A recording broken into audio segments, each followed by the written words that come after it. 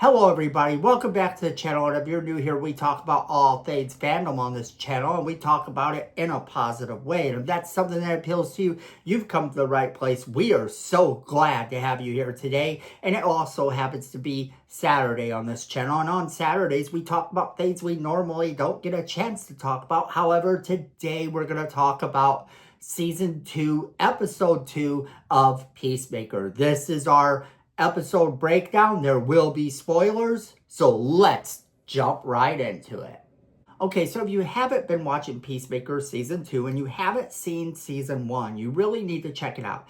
It is sort of an adult-oriented DC property. In other words, it's definitely not something you want to watch with your entire family. Keep the kids away from this one without a shadow of a doubt. However, if you're an adult and you like DC, you might find something kind of interesting, because this is a crazy world with a hero that is sort of breaking down and going crazy. He's basically the bad Santa of superheroes, and that, I think, is what the appeal is to him. Actually, that's one of the things that I think appeals to me about the character, is he's just this broken superhero who doesn't know right from wrong all the time, and he knows, when he does know right from wrong, he knows it, and then just sort of decides like he's not going to do it anyway.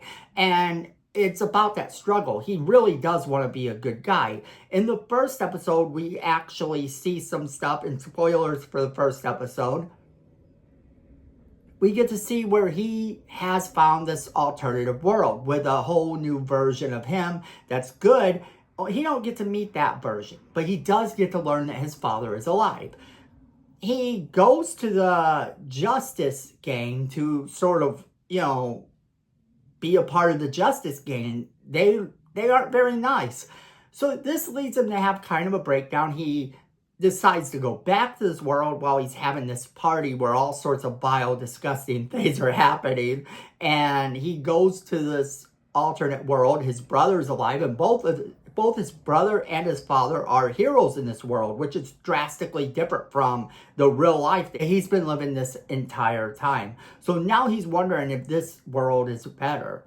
So the Season 2, Episode 2, we're going to get into it now, so spoilers if you haven't seen it. So Season 2, Episode 2 opens up with something completely different than we were used to, because it opens up with a flashback, and this flashback has to deal with Rick Flag Sr.'s first day on the job. And he gets to see the files that have to deal with his son's death. And the crazy thing is that we see this flashback of his son's death in it from the movie The Suicide Squad, and we kind of get to see that this father is grieving, and he's in a position of power now where he could potentially do something about it. So it's understandable where the character goes, and that's some really nice character development there that I actually thought was amazing they put in, because I love that whole thing about character development, and the character's motives needed something. And I actually understood where Rick Flag Sr.'s whole thing was, because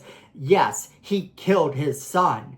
And because he killed his son, this man is now in a position of power where he can make you pay, even though the government and everything has said you don't have to. Because of all the things that Peacemaker did, he's actually exempt from any sort of real consequence with the situation. And no, that ain't happening now, because there's a new man in charge of Argus. It's the father of the guy that you killed. So now, yes, you're going to pay. And that's great. That's a nice motive for Rick Flag Sr. to have. And Frank Grillo is absolutely amazing in the role, by the way.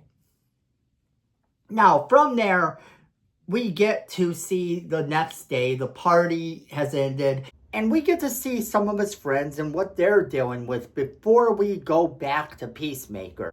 We go back to him the next day and find out what he's doing the morning after the party. And one of the people at the party is actually asking for some coffee. It's played for laughs. It's kind of not appropriate, but, hey.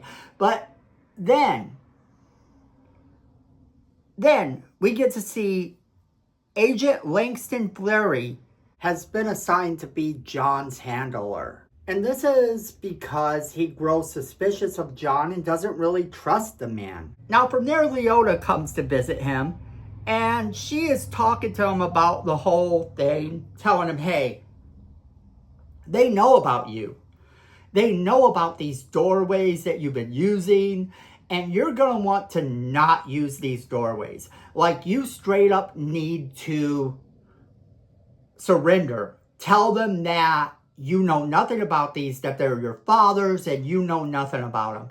Of course, he isn't going to do that, but while this is happening, eventually Adrian Chase meets with the pair, and then he ends up helping Peacemaker dispose of the alternate Peacemaker's corpse, the one he killed in the last episode.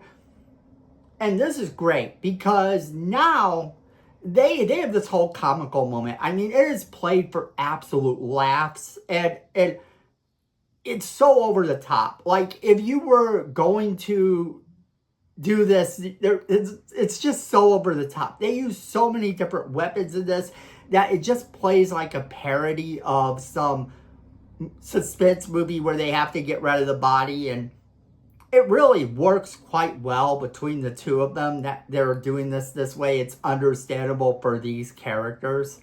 A couple minutes later in the series, we get to see that Peacemaker and the 11th Street kids are holding a party on the roof of Amelia's apartment building. And meanwhile, Langston is going to lead an Argus squad into Peacemaker's private residence. And that doesn't go as he plans. That doesn't go as he plans at all, because Eagle is there. And Eagle just goes full John Wick on these guys. There's no other way to put it. Eagle is just this force to be reckoned with. My only complaint about this scene is that a lot of it is a little bit darker. Like, I don't mean darker like content, because that is the series and that's kind of it. It's still played kind of funny, but I mean, like, you don't get to see as much. It's not very well lit. And that's kind of a problem for some of the scene. However, it really works in the context of the show. And the way that Eagle just dispatches all of these Argus agents is absolutely funny. It's so great. And again, with the series, like everything so far in the series, it's been so over the top that you shouldn't even bother to take it seriously at this point.